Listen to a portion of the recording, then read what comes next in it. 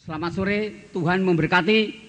Nama saya Hadi Sutrisno dari Universitas Bhayangkara Surabaya. Rahayu.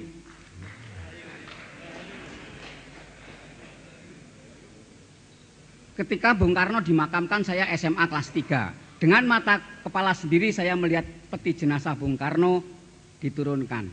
Di situ mungkin bapak-bapak yang di Jakarta membaca, ada tulisan, "The man can fail, the nation can rise, but the idea always live on forever." Live on forever. Nah, disinilah tujuan saya untuk Bung Karno. Bung Karno boleh meninggal, memang manusia. Nation, bangsa, carut marut, rise and down. Nah, but idea always live on forever. Ya, ini jujur saja, masalah Pancasila itu sebetulnya saya percaya sama Bung Hatta. Bung Hatta itu orangnya jujur. Ketika Bung Karno dibuang ke ND Flores 11 tahun sebelum kemerdekaan, beliau mempunyai suatu perbandingan. Kalau Amerika punya Declaration of Independence dengan Thomas Jefferson-nya, Inggris punya Magna Carta dengan ratu dan raja-raja sebelumnya, India punya Satyagraha, Taiwan punya San Min Chui dengan Dr. Sun Yat-nya. Maaf tadi Satyagraha dengan Mahatma Gandhi. Jepang punya Tenno Kōryu Seishin-nya. Nah, disinilah Amin. Saya sebagai murid Bung Karno, I'm disciple doctrine of Soekarno.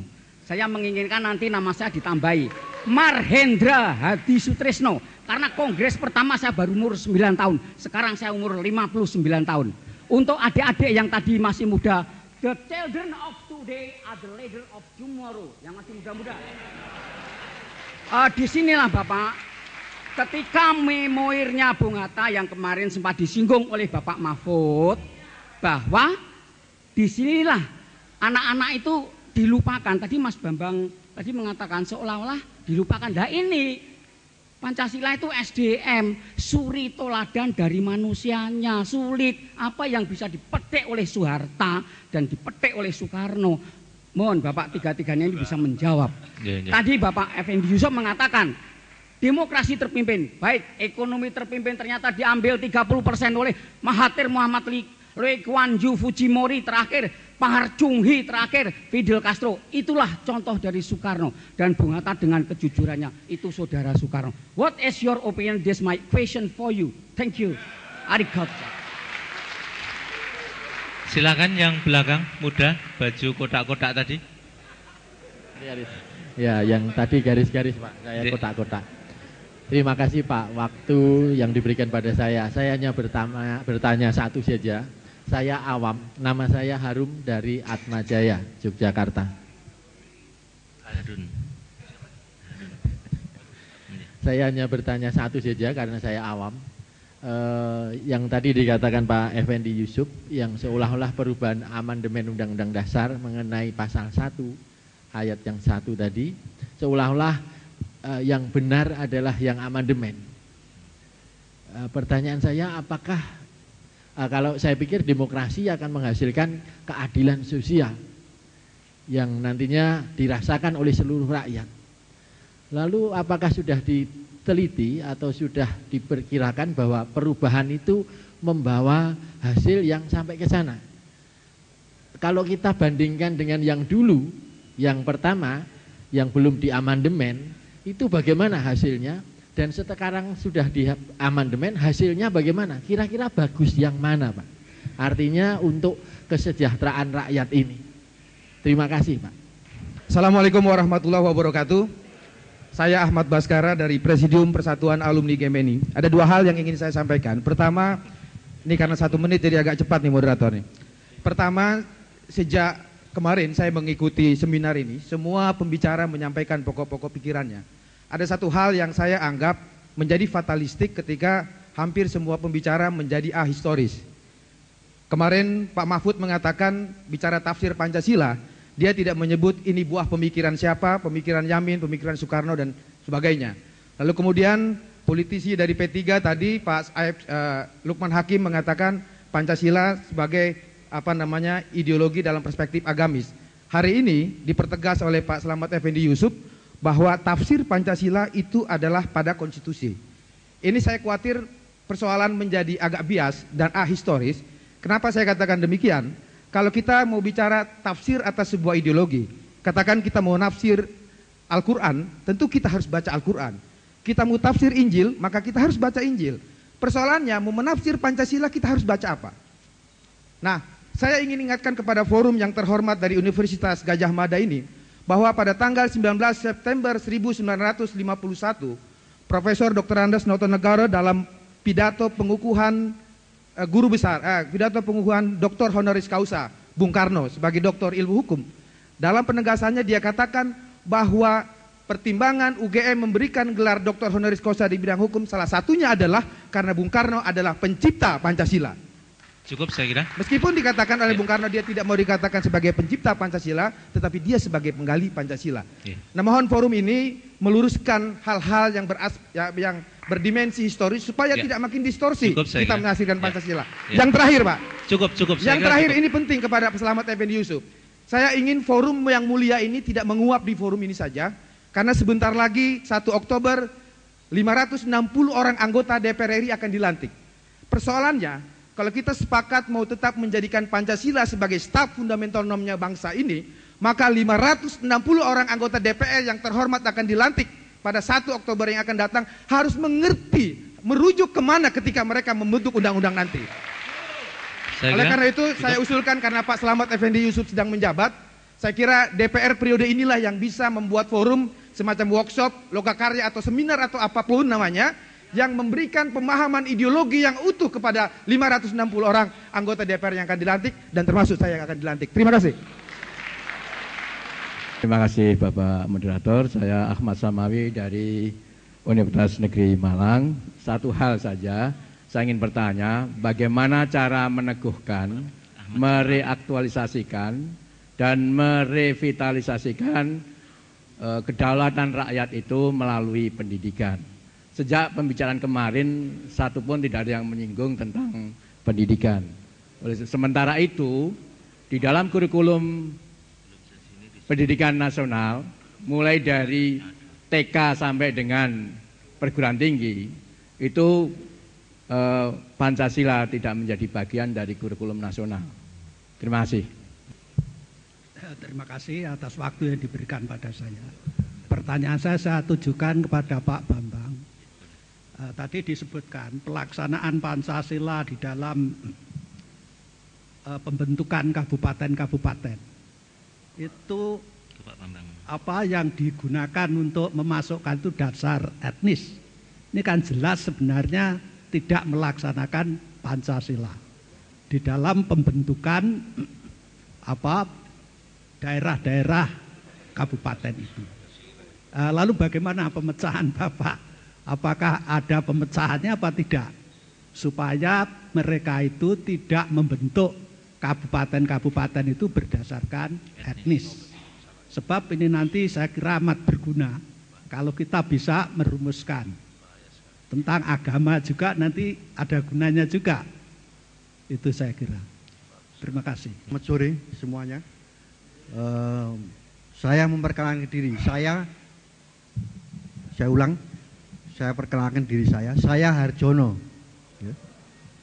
Dari markas besar Kampus Perjuangan Merah Putih Salemba, UI.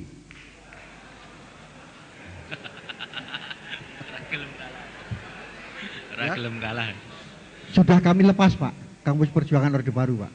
Sekarang sudah kami pasang pelang baru dengan nama Kampus Perjuangan Merah Putih, Pak. Baiklah, saudara, bapak-bapak, para pembicara, saya ingin menyampaikan sedikit para ahli di sini. Mohon maaf kalau saya tidak begitu ahli, karena saya mengajar di bagian orang nyuntik, Pak, bukan bagian orang hukum, alias di Fakultas Kedokteran. Pancasila yang kita bicarakan mulai kemarin, tiap tahun saya diundang di sini. Dalam pengertian saya adalah filsafat Pancasila 1 Juni 45. Rumusannya yang seperti itu. Ya. Filsafat Pancasila atau yang menjadi filosofi Groundsela ini direfleksikan dalam pembukaan Undang-Undang Dasar 45, yaitu pada 4 alinea. Menurut hemat saya, alinea pertama sampai ketiga itu menjadi landasan hukum material. Sedangkan alinea keempat menjadi landasan hukum formil atau formal. Yang ini menjadi dasar dari pembentukan pasal-pasal dalam batang tubuhnya. Filsafat Pancasila yang direfleksikan pada pembukaan Undang-Undang Dasar 45 ini kemudian diimplementasikan ke dalam pasal-pasal pada batang tubuhnya. Baik. Pada alinea keempat pembukaan Undang-Undang Dasar 1945 disebutkan bahwa kerakyatan ya banyak titik-titik kerakyatan yang dipimpin oleh hikmah dalam kebijaksanaan permusyawaratan perwakilan ya, lalu diimplementasikan dalam batang tubuh menjadi pasal 1 bahwa kedaulatan berada di tangan rakyat dan dilaksanakan sepenuhnya oleh MPR. Ini adalah merupakan sistem demokrasi perwakilan. Sesudah perubahan Undang-Undang Dasar 1945 yang telah merubah substansi material pasal-pasalnya lebih dari 300%, yang dilakukan 4 kali berturut-turut setiap tahun. Padahal menurut sumpah dan janji anggota MPR pada saat awal masa jabatannya mengatakan akan setia dan memegang teguh Undang-Undang Dasar 1945. Yang kedua, pada pasal 40, mohon koreksi kalau salah, karena sudah agak remaja jadi kadang-kadang ya. Pada pasal 40, ketetapan MPR nomor 2 tahun 2000 mengenai tatip MPR 50 kalau nggak salah Pak, 50 ya. Itu mengatakan bahwa intinya perubahan Undang-Undang Dasar sebagaimana diperintahkan atau dimungkinkan oleh pasal 37 itu hanya dimungkinkan pada sidang umum tahunan MPR yang berlaku pada awal masa jabatan, dan sidang tahunan MPR tidak diberikan otoritas untuk melakukan perubahan Undang-Undang Dasar 45. Ini pertama. Namun demikian ternyata dalam perubahan yang 300% itu telah merubah pasal 1 menjadi berbunyi kedaulatan berada di tangan rakyat dan dilaksanakan menurut Undang-Undang Dasar. Ini berarti kita sudah berubah haluan dari sistem demokrasi perwakilan menjadi sistem demokrasi konstitusional. Demokrasi konstitusional dengan multipartai hakikatnya adalah demokrasi konstitusional berdasarkan paham pluralisme. Cukup saya. Demokrasi konstitusional dengan paham pluralisme itu liberalisme. Ya. Saya kira cukup. Ya, pertanyaan Pak. Pertanyaannya. Nanti dulu Pak tambahan yang perubahan. Perubahan yang keempat tahun 2002, tapi baru diundangkan. 2006. Yang 1, 2, 3, 4 itu kan baru ditetapkan oleh pimpinan MPR. Tapi baru diundangkan dalam lembaran negara nomor 11, 12, 13, 14 tahun 2006. Nah, lalu yang tahun 2002 sampai 2006 diberlakukan. Ini kemana? Kalau bahasa awamnya jeluntrungannya. Saya pakai istilah jeluntrungannya biar tidak ngantuk, Pak. Cukup, pertanyaan, saya kira, Pak Arsono. Cukup. Apakah sementara. pertanyaan, Pak? Apakah demokrasi konstitusional ini sudah tepat untuk melaksanakan diktum dalam alinea keempat pembukaan Undang-Undang Dasar 45? Dan apakah tidak telah terjadi konvergensi kedaulatan rakyat oleh kedaulatan hukum? Terima kasih. Selamat sore, Pak. Tadi kami di meja redaksi bicara tentang cerita beliau ini bahwa masih banyak yang mau membicarakan Pancasila.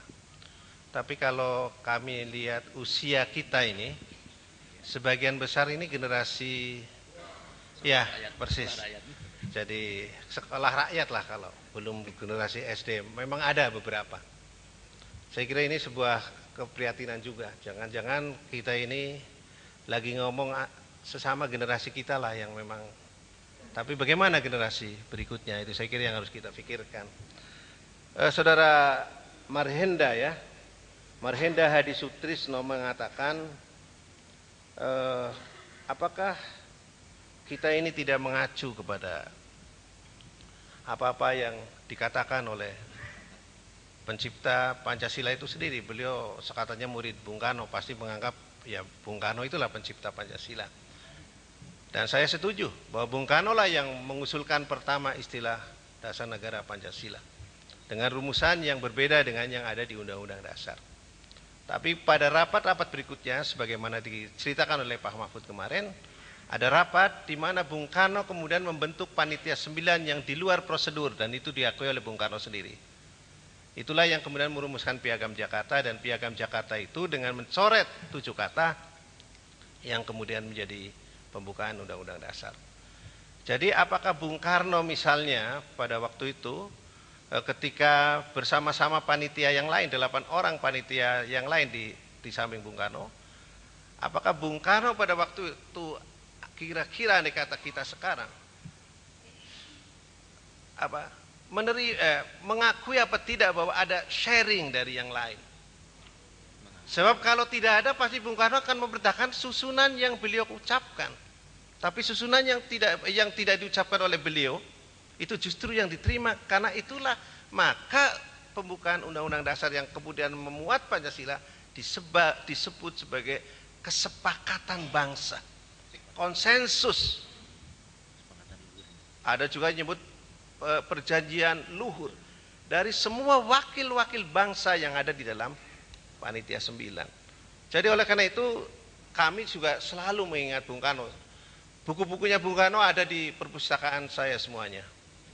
Karena itu saya juga membaca ketika Bung Karno mengatakan Undang-Undang Dasar ini adalah Undang-Undang Dasar kilat, revolusi ground wet, Undang-Undang Dasar revolusi yang pada saatnya harus dirubah, disesuaikan dengan zaman. Saya baca itu Bung Karno mengatakan begitu.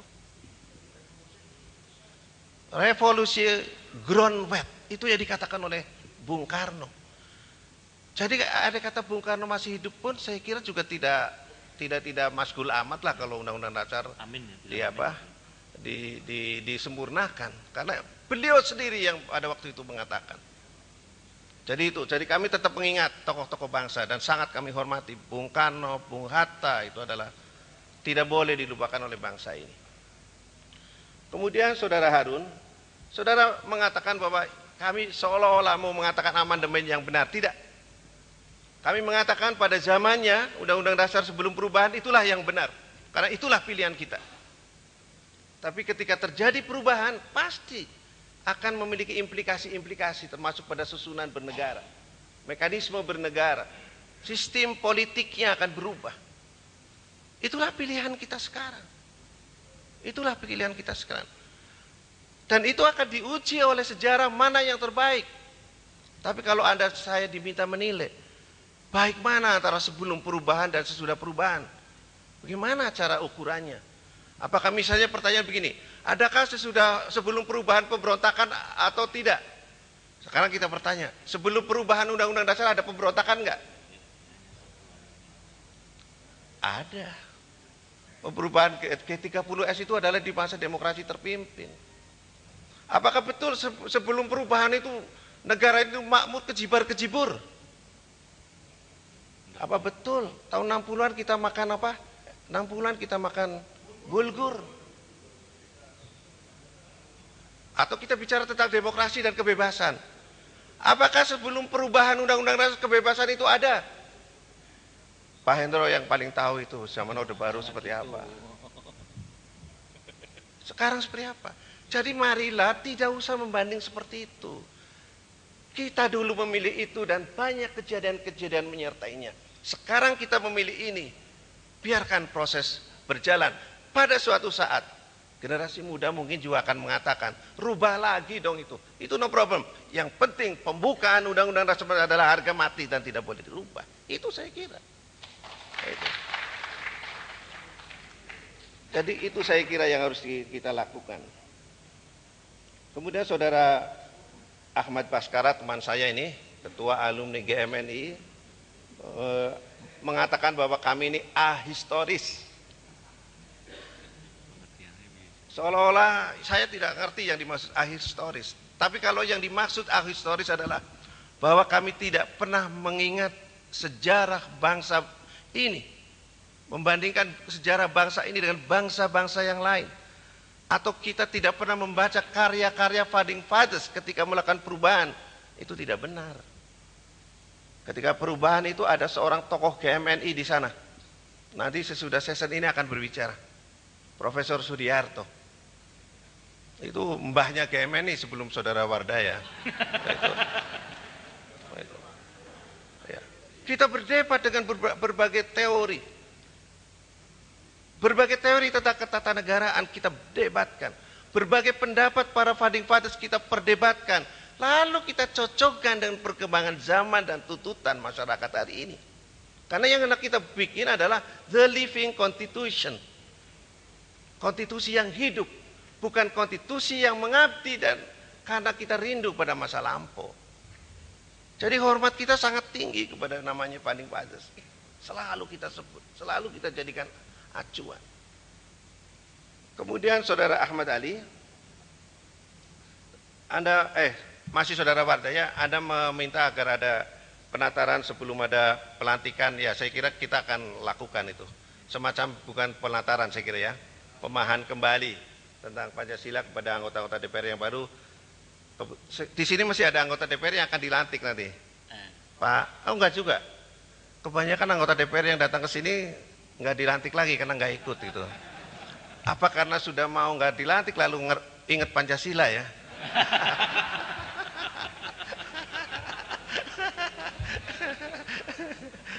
Enggak, tapi karena kita terus terang aja. Kami kebetulan bersama Fakultas Filsafat UGM ikut mempersiapkan kongres ini. Kita memang terus terang aja sekarang itu risau. Kenapa Pancasila itu jarang disebutkan? Kenapa Pancasila itu jarang dirujuk? Karena kita masih bertengkar kepada persoalan-persoalan yang sudah kita lakoni. Perubahan undang-undang dasar kita gugat padahal sampai ikut memilih presiden. Ada seorang yang menggugat perubahan tapi membentuk partai politik berdasarkan undang-undang dasar yang sekarang. Seharusnya dia menolak sama sekali itu. Jadi sekarang adalah sebuah fakta politik bahwa undang-undang dasar sekarang itu sedang berjalan. Jadi kalau Anda mau berjuang untuk mengembalikan kepada masa lampau, ingat tadi. Kedaulatan ada di tangan rakyat dilaksanakan sepenuhnya oleh MPR menimbulkan sentralisasi karena kekuasaan eksekutif di tangan satu orang. Belum lagi beliau presiden itu adalah mandataris MPR, panglima tertinggi angkatan perang. Sehingga di tangan seorang presiden itu kekuasaan luar biasa besar. Karena itu undang-undang dasar yang dulu kita sering sebut sebagai eksekutif heavy. Bahkan saya ingin mengatakan orang tidak boleh menyalahkan Bung Karno ketika kemudian di akhir pemerintahannya didemo sebagai diktator. Jangan salahkan Bung Karno. Juga Pak Harto tidak salah jadi diktator. Lalu kekuasaannya besar oleh konstitusi diberikan kok. Karena itu kekuasaan harus dipisah. Kekuasaan itu harus dipecah, harus didistribusikan. Tidak boleh ada di tangan satu orang atau satu lembaga. Itu adalah prinsip demokrasi. Kemudian soal Pak Ahmad Ali ya.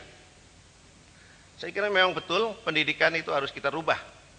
Khususnya yang berkaitan dengan Pancasila, tapi nanti harus kita pikirkan isinya bagaimana. Agar supaya Pancasila itu bisa terus kita abadikan. Yang terakhir Pak Sumarno, Pak Harjono adalah tentang, nah katanya anggota DPR, nah ini ada 2 anggota DPR di sini, saya jadi 3. Waktu dilantik itu bersumpah untuk setia pada undang-undang dasar. Loh kok merubah ini gimana sih? Logikanya di mana? Membaca undang-undang dasar itu harus lengkap. Pasal 37 itu mengatakan perubahan undang-undang dasar itu bisa dilakukan dengan syarat-syarat. Syaratnya adalah syarat suara dukungan. Berarti perubahan undang dasar itu oleh konstitusi itu diperbolehkan. Bagaimana itu dikatakan pengkhianatan? Pasal berkaitan dengan MPR. Salah satu wewenang MPR adalah merubah Undang-Undang Dasar. Sebentar dulu, saudara berhenti dulu. Nah, ini perubahan. Oke. Ini perubahan. Kami tidak pernah memakai istilah amandemen. Kami memakai istilah yang ada di pasal 3 dan pasal 37. Perubahan. Dan perubahan, jadi kami tidak memakai istilah amandemen, Mas. Kami memakai kata perubahan. Ya, kayaknya. Itu, perubahan. Itu. Kalau amandemen seperti Anda teorikan, karena itu. Tapi kami memakai kata perubahan. Cukup, saya kira cukup. Nanti aja di luar kita diskusi lebih panjang. Ya. Saya kira itu. Terima kasih. Wallahul muwaffiq ila aqwamit thoriq. Wassalamualaikum warahmatullahi wabarakatuh. Sebagai moderator sebenarnya saya layak bersedih karena ada yang tidak selesai di forum ini dan mau diselesaikan di luar. Boleh nggak satu kata lagi aja? Saya minta maaf, minta waktu sedikit. Ada di kesimpulan penutup di makalah saya yang mengatakan begini. Demokrasi berdasarkan ada demokrasi yang sangat berciri khas Indonesia, namun konsepnya sangat sesuai dengan kriteria demokrasi yang berlaku umumnya. Ya. Tetapi ya, demokrasi pada demokrasi yang tidak akan pernah bisa mutlak diidentikan dengan demokrasi negara-negara lain. Ya. Jadi kalau kita punya kekhasan-kekhasan, nggak usah terlalu digugat. Memang itulah demokrasi Pancasila. Terima kasih. Monggo. Silakan Pak Ari dulu.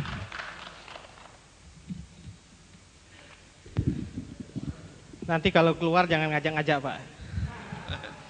Oke, saya menanggapi secara umum apa yang sudah berkembang dalam forum ini. Saya mulai dengan mencoba ikut berpikir historis, begitu ya. Tadi Bung Baskara bicara soal ahistoris dan historis. Bagi saya berpikir historis dalam membicarakan tema ini ada 3. Yang pertama, historis bukan pengertiannya sekedar sejarah, tetapi pengertian historis saya adalah bagaimana kita memiliki keinsapan berkaitan dengan suasana kebatinan pergulatan yang ada dalam Republik ini. Jadi kalau kita bicara historis ya bicara soal keinsapan mengenai dialektika pemikiran yang berkembang. Saya teringat bahwa kalau kita melihat gagasan itu kan sesuatu gagasan yang selalu berada dalam konteks tesa dan antitesa juga. Apa yang dirumuskan oleh Bung Karno begitu, juga bagian dari kritik historis dia terhadap konsep yang muncul pada saat itu. Dan saya kira itu menarik pandangan The Founding Fathers kita berkaitan dengan kritik ideologis, kritik konsep, yang menurut saya juga mencoba The Founding Fathers itu menurunkan apa yang menjadi pergulatan ideologi besar waktu itu ke dalam konteks Indonesia.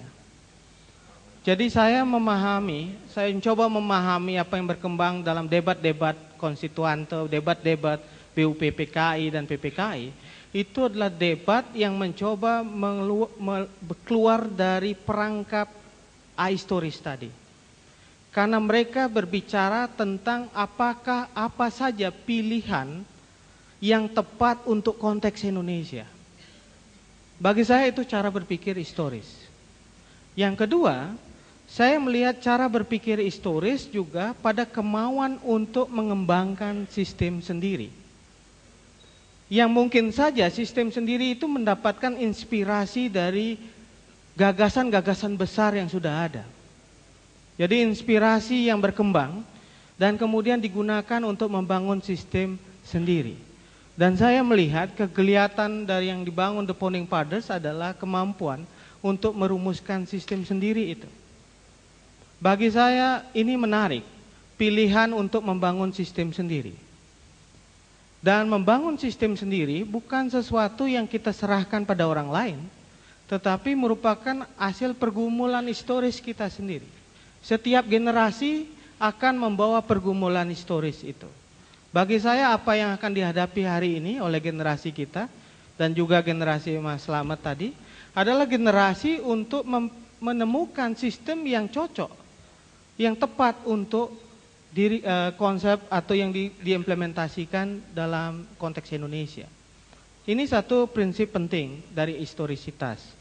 Yang ketiga, gaya berpikir historis, cara berpikir historis adalah melihat tidak hanya pada sejarah romantik, tetapi bagaimana menyatakan, membuat nyata apa yang diinginkan dalam sejarah itu. Bagi saya, kalau kita berpikir historis adalah kewajiban perjuangan kita untuk membuat nyata spirit cita-cita yang dibangun oleh The Founding Fathers. Bagi saya, kalau tidak kita nyatakan, itu ahistoris. Berarti apa yang diangankan oleh The Founding Fathers itu hanya cita-cita, tidak realitas, tidak kenyataan yang kita dapatkan. Nah, kalau itu jadi pondasi kita, maka kalau kita ingin historis, maka realisasi, wujudkan cita-cita kedaulatan rakyat itu dalam praktek. Nah, untuk konteks itulah saya membedakan apa yang kita sebut cara berpikir normatif, demokrasi normatif, dan demokrasi dalam praktek. Karena apa yang terjadi sekarang ini adalah gap antara cara berpikir normatif, gagasan tentang kedaulatan rakyat dengan prakteknya. Permusyawaratan misalnya mungkin saja menjadi prinsip, tetapi dalam praktek menjadi transaksional. Gitu.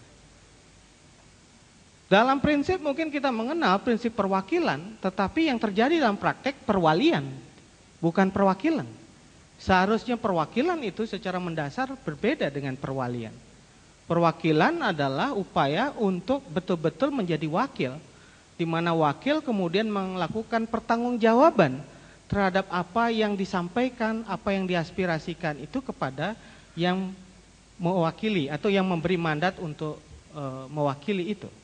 Nah, saya kira prinsip perwakilan itu harus dipahami secara jelas pada bukannya perwalian, tetapi juga harus ada upaya yang serius untuk membangun hubungan yang lebih mendasar antara wakil dengan yang diwakili. Kalau kita melihat Bapak Ibu sekalian, dari berbagai kajian yang terjadi sekarang ini, kita sedang mengalami 5 problem dasar menurut saya. Kita punya defisit kebebasan. Antara apa yang menjadi esensi kebebasan yang dijamin konstitusi dengan apa yang praktek kebebasan yang terjadi. Tidak semua dari kita bebas. Bebas dalam hal sipil dan politik mungkin. Tapi kebebasan dalam untuk memperoleh hak-hak ekonomi dan sosial itu mungkin belum terwujud. Jadi ada perbedaan antara apa yang disebut dengan kebebasan yang dijamin dalam konstitusi dengan praktek. Kedua, kita punya problem dalam institusi representasi kita. Lembaga-lembaga perwakilan yang kita miliki. Kita memiliki lembaga perwakilan, tetapi bagaimana menjamin perwakilan atau tingkat keterwakilan lembaga perwakilan itu betul-betul terrealisir. Yang ketiga, kita punya problem ungovernability, kemampuan pemerintah untuk menjamin apa yang menjadi hak warga negara. Saya kira itu masih jauh dari apa yang kita harapkan. Apa yang menjadi hak dasar warga negara, setidaknya yang tersurat dalam konstitusi, itu dalam prakteknya kita belum bisa rasakan. Yang keempat, kita punya problem tentang apa yang disebut dengan civil society, atau kita punya problem dengan active citizen. Belum banyak warga negara kita berpartisipasi dalam proses politik dan pemerintahan. Dan ada problem dalam masyarakat ekonomi. Jadi menurut saya praktek penyelenggaraan negara itu menunjukkan ada problem gap antara normatif dengan realitas. Dan yang terakhir saya ingin mengatakan bahwa ketika kita ingin membangun sebuah kedaulatan rakyat, itu membutuhkan apa yang kita sebut sebagai active citizen, warga negara yang betul-betul insaf terhadap apa yang menjadi hak-hak dasarnya. Karena tidak mungkin hanya konstitusi, harus ada keinsafan warga negara terhadap hak-hak dasarnya. Dan keinsafan warga negara terhadap hak-hak dasarnya itulah membutuhkan apa yang disebut dengan pendidikan kewargaan. Membutuhkan apa yang disebut dengan pendidikan politik. Jadi saya tidak setuju pendidikan politik itu hanya sekedar pendidikan pemilih. Orang diajarkan hanya memberikan suaranya, tetapi pendidikan politik itu menurut saya bagaimana menjadikan warga negara itu punya keinsafan tentang hak-hak dasar yang mereka miliki. Saya kira itu beberapa poin yang ingin saya sampaikan, Bapak Ibu sekalian. Terima kasih. Monggo, Pak Bambang. Baik Bapak Ibu sekalian, saya ingin menjawab beberapa pertanyaan secara ringkas saja, lalu kemudian nanti saya tutup dengan konklusi tentang jangan-jangan semua akar persoalan ada yang akan nanti saya sampaikan. Yang pertama usulan Bapak calon anggota DPR terpilih, Pak Baskara, untuk penataran atau penguatan pemahaman kembali Pancasila, Pak Slamet Effendi Yusuf sudah menyatakan siap. Ya. Tapi saya menyatakan pesimis terhadap hasilnya. Ya. Kami, Pak Arit Wipayana, Pak Cornelis Le, Pak Pratikno yang kemarin di Visipol UGM, dulu bersama-sama dengan Pak Yusril Isa Mahendra, dengan Profesor Sarjono Yatiman, Pak Andi Malarangeng, dan semuanya sudah berkeliling Indonesia sejak tahun 97. Dari Sabang sampai Merauke dalam tanda petik mendidik para anggota DPRD seluruh Indonesia, dan tidak ada perubahan sedikit pun dalam hal perilaku mereka. Ya. Pada tahun 2007 ada MOU antara program S2 Politik Lokal dan Otonomi Daerah UGM dengan DPP Golkar, ditandatangani langsung oleh Ketua Umum DPP Golkar tentang pendidikan bagi kader-kader partai politik Partai Golkar, antara lain diinisiasi oleh Gusti Joyo. Tanda tangannya sudah dilakukan di DPP Golkar di Slipi di Jakarta. Berkali-kali sudah dilakukan persiapan, pembiayaan sepenuhnya ditanggung oleh DPP Golkar untuk kader Partai Golkar, termasuk anggota DPR RI dan DPRD provinsi maupun kabupaten kota. Sampai sekarang belum satu pun program itu yang jalan. Ya. Mereka, para politisi itu lebih sibuk dengan berbagai macam kegiatan, termasuk kunjungan ke luar negeri. Ya, kalau mau kritik otokritik ini jangan-jangan menjadi alasan penyebab turunnya suara Golkar. Ya, karena pendidikannya tidak diikuti dengan baik, ya, bolos dari kelas-kelas yang disiapkan itu. Jadi sekali lagi saya pesimis terhadap program itu. Walaupun Depdagri sudah menawari kami untuk bekerja sama untuk hal yang sama, termasuk kami sedang mengajukan proposal dengan UNDP untuk program itu yang akan dilakukan segera setelah dilantik. Yang kedua menarik dari Pak Ahmad Ali Malang, bagaimana ada proses transformasi nilai-nilai Pancasila kembali menjadi bagian dari pendidikan. Kalau nanti memang dirancang oleh Kementerian Pendidikan, siapapun menterinya nanti yang akan terpilih, ya, hendaknya itu bukan pelajaran Pancasila yang berhenti pada level pengetahuan, hafalan, knowledge saja. Bagaimana agar Pancasila itu hadir pada setiap mata pelajaran menjadi bagian dari ilham tentang perilaku mereka. Ya. Kalau Pancasila menjadi pelajaran Pancasila, maka melihat wajah Bu Guru Pancasila itu sudah menyebalkan. Melihat wajah Pak Guru itu terasa ya jadul lah kira-kira Pancasila itu. Tapi kalau menjadi nilai bagi setiap tindakan, itu penting. Termasuk menjadi nilai dalam penerimaan murid baru, nilai dalam menentukan kelulusan, seharusnya dari sana. Saya nanti ingin menyampaikan konklusi dari potongan-potongan jawaban ini secara cepat. Ya.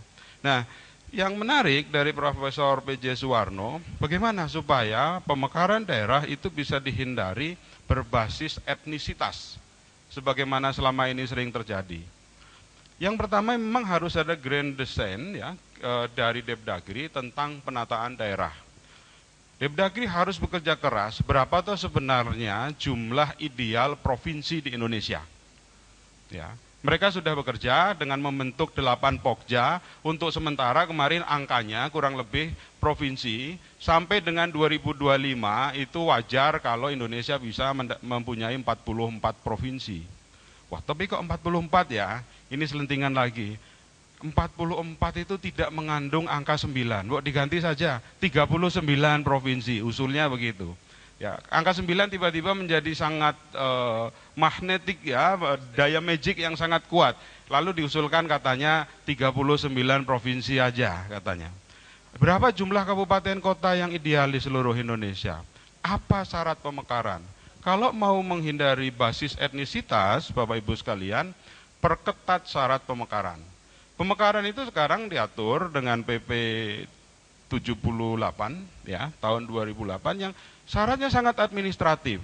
Kalau kita menggunakan peraturan pemerintah tentang pemekaran daerah itu, maka hanya daerah-daerah di Jawa, Sumatera, Bali yang layak mekar. Karena mereka padat penduduk, infrastruktur terjamin, sudah jalan, infrastruktur ekonomi juga jalan. Kalau syaratnya adalah itu. Padahal daerah-daerah di Jawa dan yang sebagian besar Sumatera, sebagian Sumatera, Bali, itu tidak ingin mekar. Mengapa mereka tidak ingin mekar jadi daerah baru? Karena pelayanan dasar sudah sampai ke pemerintahan paling rendah. Mengapa daerah-daerah di Muyu, di Numfor yang akan mekar dari Biak, ya, kami sudah mengkaji itu. Puncak baru saja mekar dari Puncak Jaya. Mengapa mereka mekar? Alasannya sederhana. Seorang kepala suku di Papua, di Puncak, ya, di Ilaga, sekarang ibu kota Kabupaten Puncak, mengatakan, kami punya rekamannya. Puluhan tahun kami ikut republik. Berkali-kali kami ganti bupati, tetapi tetap saja kami telanjang, bodoh, dan miskin, serta tidak bisa berobat ketika kami sakit. Kami ingin punya kabupaten baru, supaya daerah kami juga ada mobil, supaya kami juga bisa melihat listrik. Ketika anak-anak pejabat pemerintah sekolah, kami juga ingin anak kami ikut sekolah. Itu yang terjadi di kaki Gunung Puncak Kerten sana. Kami ke sana beberapa kali dan bulan Juni depan kami akan pergi ke sana. Itu realitas di sana. Harga solar di sana 30.000 per liter, harga beras 30.000 per kilogram, harga gula pasir 60.000 per kilogram, dan harga semen 1,5 juta per sak. Ya. Saya kirim SMS kepada seorang wartawan Kedaulatan Rakyat, teman wartawan itu membalas, masihkah itu NKRI? Ya. Ini persoalan yang sangat mendasar. Lalu bagaimana cara mencegah pemekaran dengan kondisi semacam itu? Penguatan distrik dan kecamatan. Ya.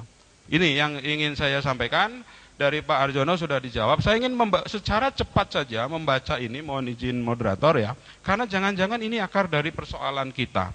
Judulnya adalah refleksi dan tindakan. Saya ingin membaca dan kemudian merenungkan, jangan-jangan Pancasila bisa kita turunkan kalau kita memahami ini. Perbedaan antara negara berkembang dan negara miskin, atau negara miskin dan negara kaya atau maju, sebenarnya tidak tergantung pada umur negara itu.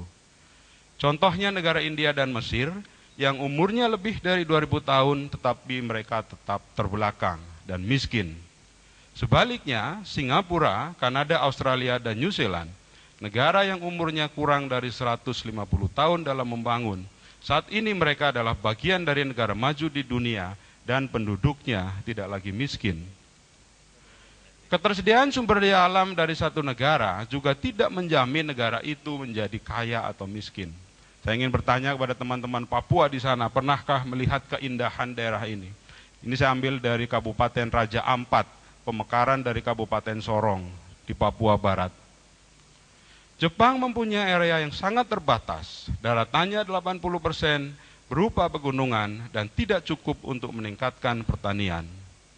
Tetapi saat ini Jepang menjadi raksasa ekonomi nomor 2 di dunia.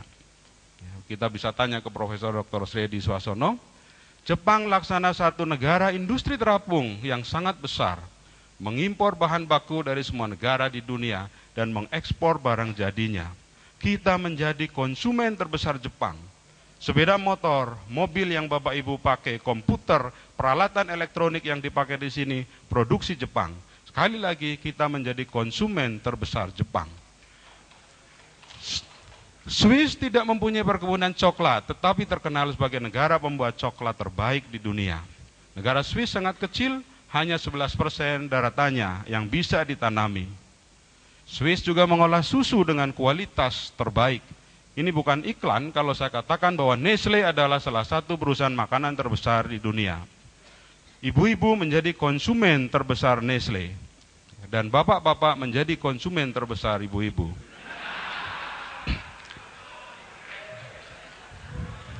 Betul apa betul ya?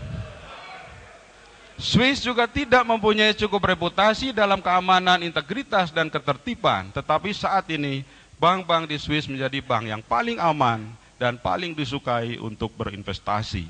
Secara cepat saja, apakah kejujuran dan integritas adalah bagian dari kepribadian kita? Yang ketiga, apakah kita adalah pribadi yang bertanggung jawab? Ya. Mulai dari hal-hal yang sangat kecil. Ya, saya sering bertanya pada mahasiswa bagaimana apakah kita tergerak mematikan lampu pada ruangan yang tidak dipakai, mematikan AC dan seterusnya. Yang keempat, apakah kita menghormati aturan yang berlaku. Ya. Atau bahkan apakah hukum digunakan untuk melindungi masyarakat atau justru sebaliknya untuk menjebak masyarakat. Ya. Polisi yang bersembunyi di balik tikungan. Bisa cepat lagi. Ya. Ya. Ya, ini secara cepat saja, karena kalau ini tidak selesai, mohon maaf, 1 menit lagi ya. Harus secara cepat. Yang kelima, apakah kita menghormati hak orang maupun warga yang lain. Yang keenam, apakah kita mencintai pekerjaan kita. Yang ketujuh, apakah kita berusaha keras untuk menabung dan investasi. Yang delapan, kita mau bekerja keras. Dan yang sembilan, apakah kita mau tepat waktu. Terima kasih, separuh dari apa yang saya sampaikan. Yang jelas untuk yang ke-9, kita tidak tepat waktu. Begini saudara-saudara, Bapak Ibu sekalian, masih ada waktu yang sungguh-sungguh nanti disediakan bagi Bapak Ibu Saudara sesuai dengan minat dan bakat masing-masing nanti. Ada 6 komisi dan kalau tidak salah nanti sudah pada dikelompokkan sesuai dengan yang didaftar kemarin.